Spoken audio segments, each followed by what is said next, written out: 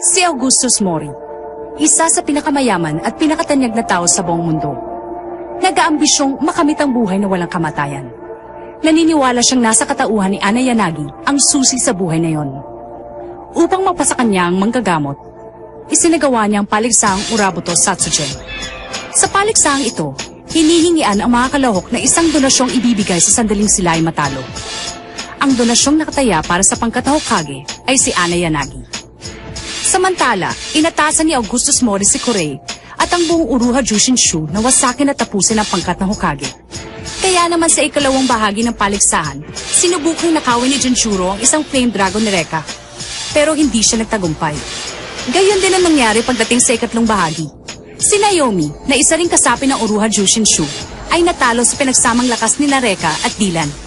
Maging ang huling pag-ataking ginawa ni Naomi ay nabaliwala rin. Sa di inaasahang pagkakataon, ang buong Hokage team ay umusad na patungo sa quarterfinal sa paligsahan. Labanan ng takot sa kalabang hindi nakikita. Nasa quarterfinals na tayo! 3 laban na lang at tayo nang tatanghalin kampiyon. Hindi tayo dapat matalo. 2 laban na lang ang kailangan natin. 2 na lang? Umatras na ang circus team na dapat sana'y makakalaban natin. Kaya napagdesisyonan nila na ang kampiyon sa Black A ay ang Hokage team. Siguro natakot sila sa malalaking muscle. Malaki ang naging pinsala nila dun sa huli nilang laban. Okay, ibig sabihin mahaba-haba ang pahinga natin. Mabuti pa bumalik ka tayo sa hotel. Sandali lang, Reka. Ha? Ang huling laban para sa Black B ay nagaganap ngayon sa loob ng arena. Panoorin natin kung paano lumaban si Brisho, na isa ring kasapi ng Uruha Jushinshu.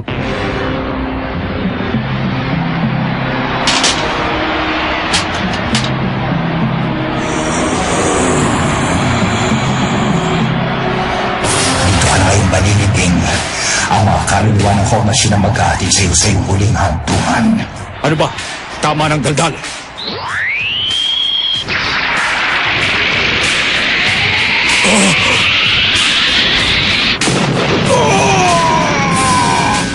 Si Brisho!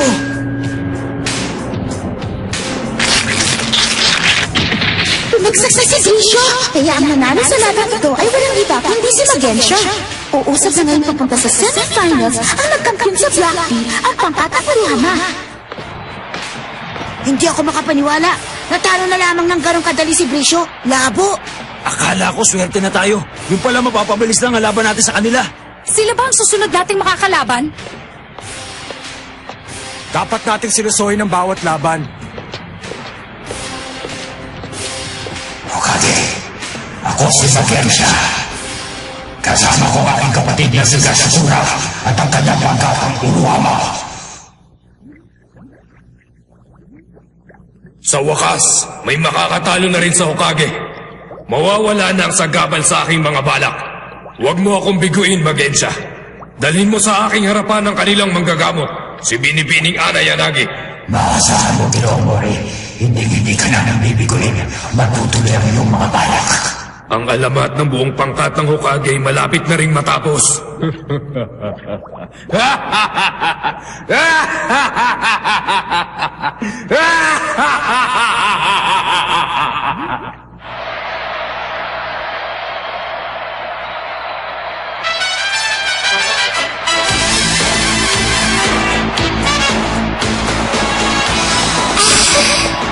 Kumusta kayong lahat? Ako si Leika! Magiging tagahatol para sa laban ito! Narito tayo ngayon sa semifinals ng paligsahang Urabuto Satsujin. Ang buong pangkat na Hokage nasa loob na po ng arena. Sinong mag-aakala na mga batang ito ay makakarating sa semifinals? Noong una ay walang naniniwala sa kanilang mga kakayahan. Subalit ngayon nagkakapitin na sila ng lahat at tumadami na rin ang kanilang mga tagahanga.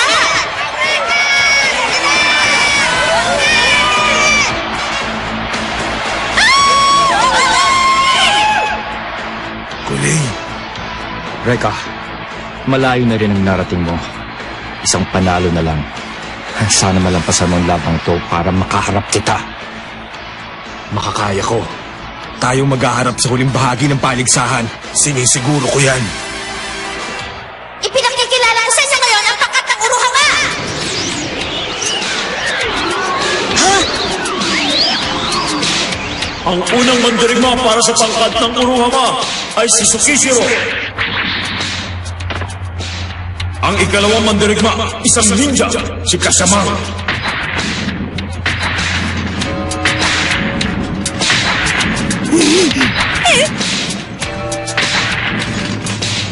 Ang vice-kapitan, si Gasakura.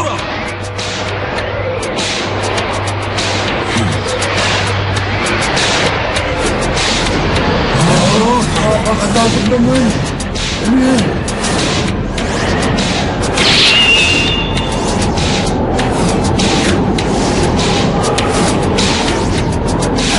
At ang kanilang kapitan, ang kagalang-galang na si Magensya. Mukhang hindi na tayo sisikatan ng araw sa mga yan! Talaga bang kailangan natin silang labanan? Nakakatakot. Talaga bang tao ang mga yan? Baka naman mula sa ibang planeta. Parado sila. Reka, baka ang ibig mo sabihin, Bravo. Dapat ba natakot kami sa mga pinaggagawa ninyo? Baguhin nyo naman ang mga estilo ninyo. Baka naman may bago kayo riyan. Ilabas nyo na. Marami na ako nakita bumagsak na sa sobrang taas ng kanilang lipan. Kami nagpapabagsak sa kanila gaya ng gagawin namin sa inyo. Ngayon, simulan na natin ang semifinals! Ang laban sa pagitan ng Hokage at Uruhama! Sa pagkakataong ito, gagawin na natin ang elimination system. 5 laban sa 4. Ako na maglalaban! Para sa pangkat ng Hokage, si Lord Kagane! Ako yun! Para sa Uruhama, si Tsukishiro! Ito na siguro simula ng ating katapusan! Siguro halimaw ang siyang yan! Dahil isang halimaw lang ang magtatago ng ganyan!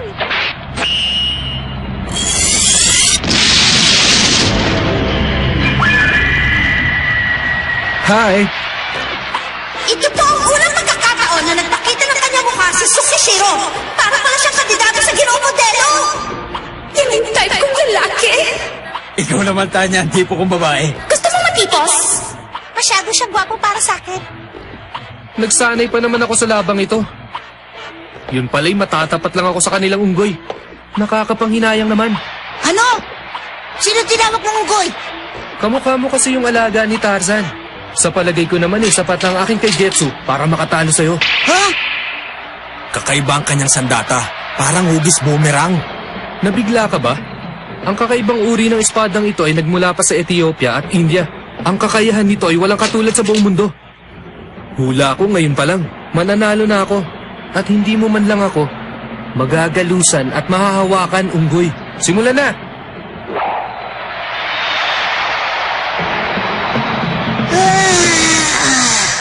Tapos ka na bang magtalumpati? Katulad ka rin pala ng iba. May speech muna sa simula, pagkatapos maya-maya lang luluhod na lang at magmamakaawa. Pwe! Anong sinabi mo? Ngayon para sa unang round, simulan na!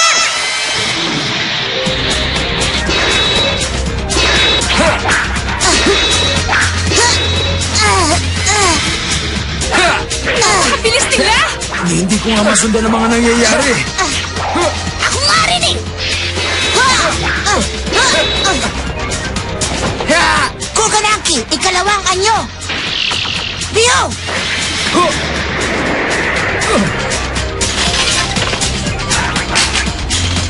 May ibubuga ka rin pala. Mabilis mong nababago ang anyo ng iyong sandata. Kahit malit ako huwag mo akong sumulin ha! Alalahanin mo, isa pa rin akong miyembro ng Hokage Team! Baka nakakalimutan mo na, Lorcan. Dati kang kasabi ng Uruha bago ka naging Hokage. Ha? Ibig sabihin, kilala mo pala ako? Nakakahiya naman, wala akong kilala sa inyong pangkat. Hindi nga ako nabibigla dahil hindi lahat ay nakakakilala sa aming pangkat. Ilan lamang sa pangkat ng Uruha ang nakakaalam tungkol sa amin. Ang buong Uruhama ay palagi ang nasa likod ng mga pangyayari. Kilala rin kami bilang Ura-Uruha. Ura-Uruha? Nang lumalago na ang organisasyon, may ilang mga suliraning nakaharap ang mga nasa pamunuan. Katulad ng mga suliraning dinulot mo ni Genjuro at ni Lola. Ang Ura-Uruha ang tumatapos sa mga ganoong uri ng suliraning. Pasensya ka na ha. Ako ang natasang tumapos sa'yo. Sabi nila isa kang pangahas na nagtaksil sa pamunuan ni Master Kurei. Ha? Muntik na akong tamaan nun ah. Teka, saan kay Getsu ay parang ika-4 na anyo ng aking kugan angki ang boomerang. Ibig sabihin... Ah!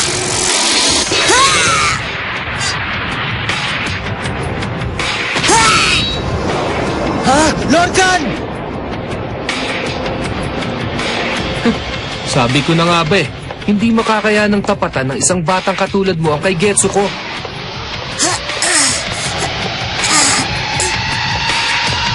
Delikado ako sa taong ito.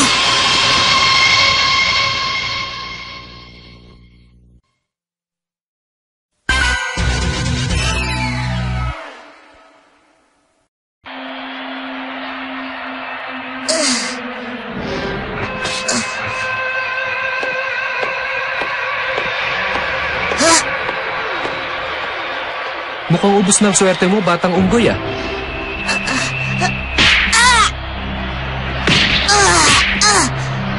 Anong pakiramdam ngayon ng isang taksil? Kailangang tapusin na kita!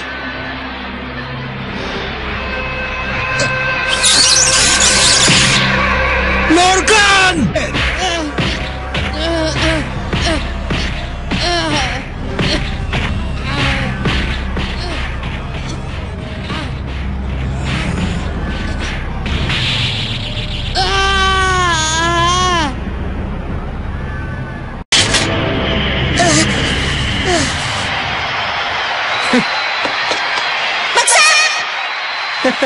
Alam mo ba kung bakit sinabi kong mananalo ako at hindi mo man lang magagalusan? Dahil ayaw na ayaw kung may sumira sa aking pinakaiingatang katangian. Ano na lang ang mangyayari sa aking magandang mukha kung magagalusan ito ng kung sino lang? Ha?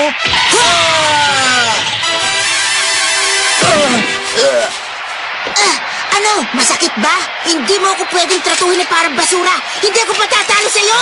Talaga, sa bagay bugbog sarado ka na kanina pero nakuha mo pa rin tumayo. Dapat lang, ano? Dahil ilang araw ko rin pinahirapan niya si Lorcan, kaya baliwala ang mga malamnya niya suntok.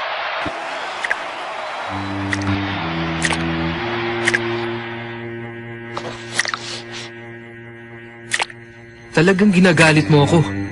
Bakit mo nagawang dungisan ng maganda kong muka?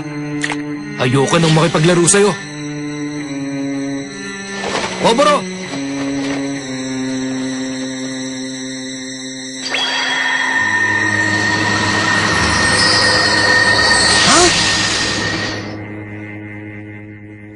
Saan naman kaya nagpunta ang hambog na yun? Si Tsukishiro, pagkatapos sa wagay-way ang tela, biglang nawala. Ang telang yon ay tinatawag na Oboro. Oboro? Pinakamadilim ang gabi kapag ang buwan ay nagtatago sa likod ng ulap. Tulad ng Oboro na kinukubli ang kanyang Panginoon. Nasaan ka na, Tsukishiro? Magpakita ka! Kahit ano pang gawin mo, hindi mo ako makikita. Pero ako, kitang-kita kita. Sa madaling salita, hindi mo mapapansin kung papunta na sa'yo ang aking kay Getsu. Subukan ko kayang umatake sa harap. Hindi tama yan! Hindi pwedeng basta-basta ka nalang mawawala! Madaya ka! Lorcan! Huwag kang susuko! Tigilan mo na ang pagrereklamo! Eh ano kung hindi mo makita ang kalaban mo? Mabuti pa hanapin mo siya sa ibang paraan. Pero paano ko gagawin yun? Eh di hulaan mo. Oo nga. Kaya mo yan! Huh? Hey! Minsan gusto ko na lumipat sa kalaban! Natatakot ka ba? Kung nagpatalo ka na sana noon pa lang, di hindi mo na nararanasang maputulan ng hininga ngayon.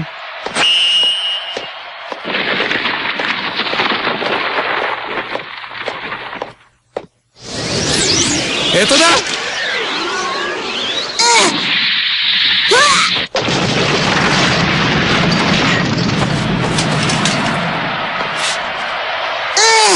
Muntik-muntik ka na ako dun ah! Matalino siya dahil narinig niya ang patakang dugo ni Tsukishiro. Pero hanggang kailan kaya siya makatatagal? Kapag nakikita mo ang isang bagay, ibig sabihin tinatamaan ito ng liwanag. Ang liwanag ang nagbibigay anyo sa bawat nakikita natin. Kapag walang liwanag, wala kang makikita. Pinapatay ng aking mahiwagang Oboro ang liwanag na tumatama sa akin. Ngayon alam mo na kung paano ako nawawala.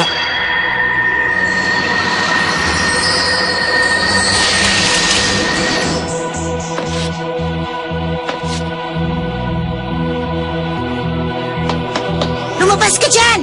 Lumaban ka sa akin ng parehas! Masama ito. Pinaghihinaan na siya ng loob. Huwag kang basta takbo na lang ng takbo, Lorcan! Mauubos lang ang lakas mo sa ginagawa mong yan! Pero di ko na alam kung anong gagawin ko! Ah!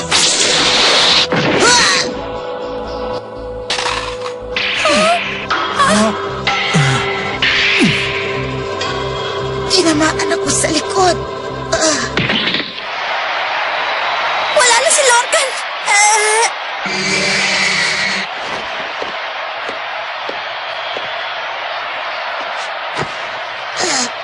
Akala ko pa naman matalino ka. Hindi mo pala alam ang kwento tungkol sa tanyag na Invisible Man. Ang bida sa kwentong yun ay nakabalot ng benda ang katawan para lamang siya makita. Kaya nagpauso ako ng tinatawag na Mami Look. Siguradong ito na ang susunod na mauusa sa mga kabataan ngayon. Pero wala kang alam sa fashion kaya hindi mo ako maintindihan. Hindi na dapat magtagal ang mga baduy na katulad mo.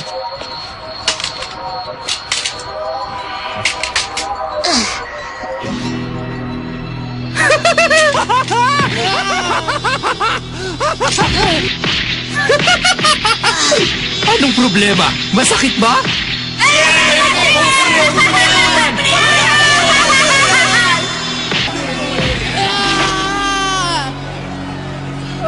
Tigilan mo na siya!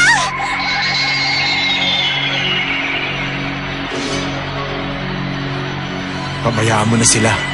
Hindi matatapos ng ganyan si Lorcan. Pero...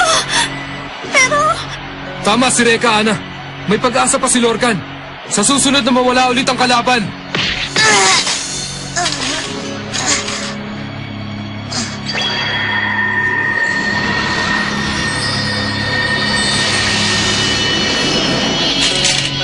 Sa susunod na mawala siya ulit. Hindi mo na ako makikita ngayon. Humanda ka, Lorcan. Sa loob ng 3 segundo ay para ka ng manananggal na mahahati sa dalawa. Pero walang buhay kang maghihiwalay. Isang bagay lang ang kailangan ko.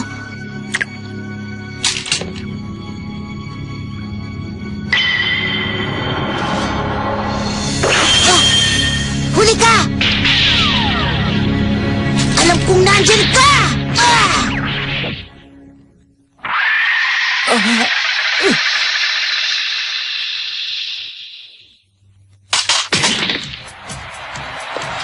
Akala mo lang na hindi kita nakikita.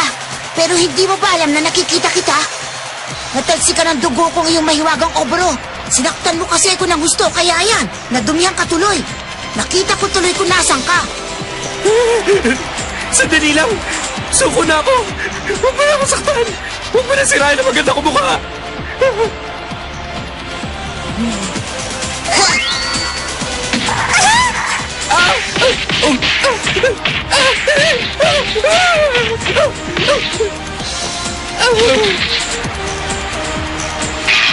Hindi mananalo sa akin ang mga lamyang katulad niya.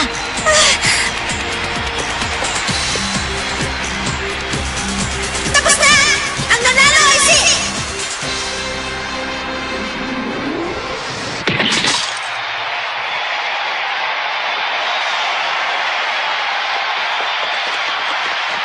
Kaya mo yan, Lorcan! Lorcan! Huwag kayong makalala sa akin. Magpapahinga lang ako sandali.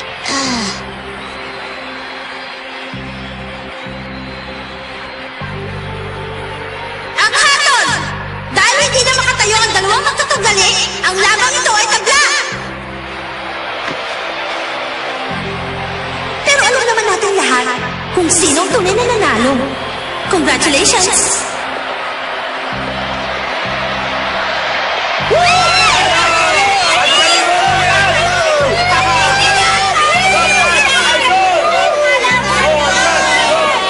Huwag kang mag-alala, Lorcan.